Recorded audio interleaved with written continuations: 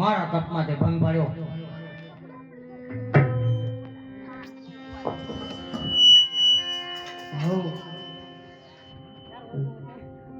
લગડો કહેતા કે છે કંઠી બાંધો.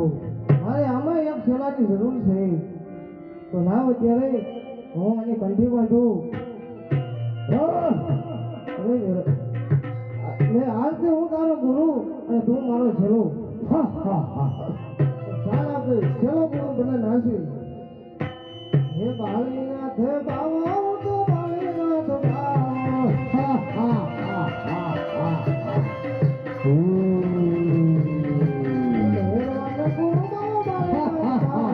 ha.